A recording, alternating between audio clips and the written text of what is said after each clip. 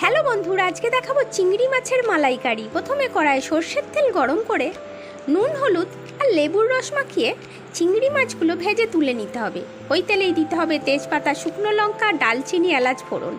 দেওয়ার পর কাঁচা লঙ্কা কুচোনো আর রসুন বাটা ভালো করে ভেজে নিতে হবে। তারপর পেঁয়াজ বাটা দিতে হবে, সেটাও ভালো করে ভেজে নিতে হবে।